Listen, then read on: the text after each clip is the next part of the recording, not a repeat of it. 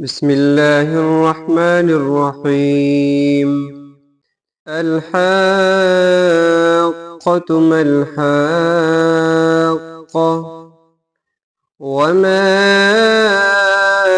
أدراك ما الحاقة. كذبت ثمود وعاد بالقارعة، فأما ثمود فأهلكوا بالطاغية، وأما عاد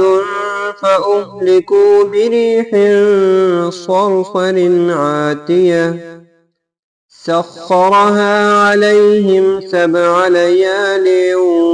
و8 أيام 7 ليال و8 أيام حسوما فترى القوم فيها صرعا كأنهم أعجاز نخل خاوية فهل ترى لهم من باقية. وجاء فرعون ومن قبله والمؤتفكات بالخاطئة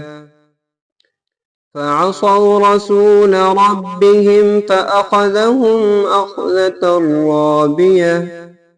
إنا لما طغى الماء حملناكم في الجارية لنجعلها لكم تذكرة وتعيها أذن واعية فإذا نفخ في الصور نفخة واحدة وحملت الأرض والجبال فدكتا دكة واحدة فيومئذ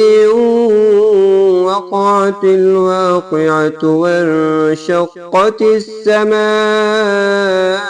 فهي يومئذ واهية والملك على أرجائها ويحمل عرش ربك فوقهم يومئذ 8 يومئذ تعرضون لا تخفى منكم خافية فأما من أوتي كتابه بيمينه فيقول هاؤم اقرءوا كتابيه إني ظننت أني ملاق حسابيه فهو في عيشة راضية في جنة عالية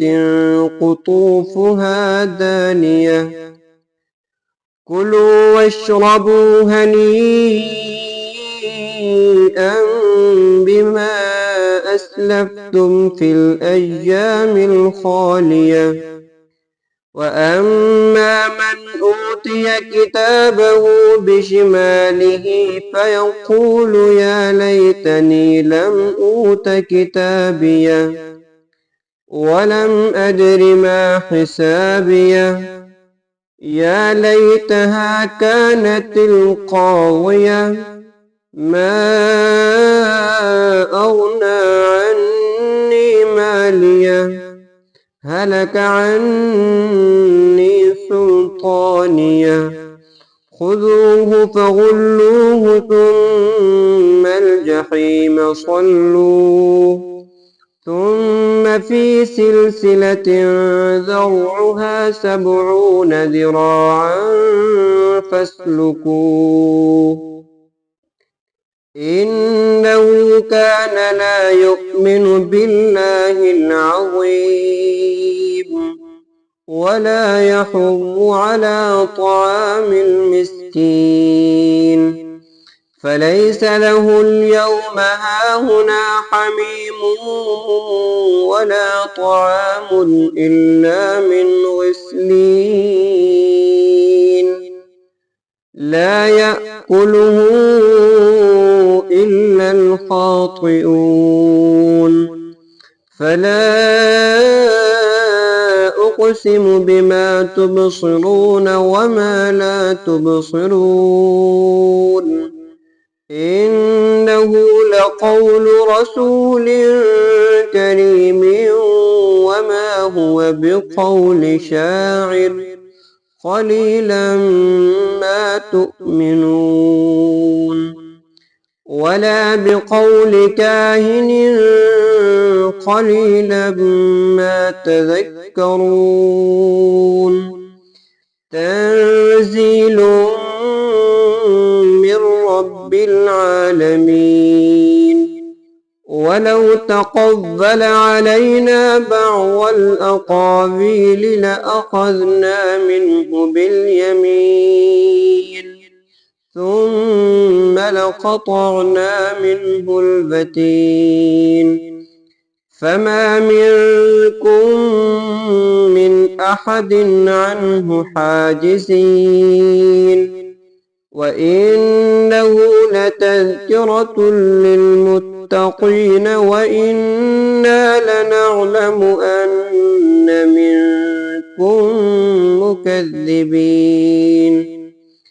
وإنه لحسرة على الكافرين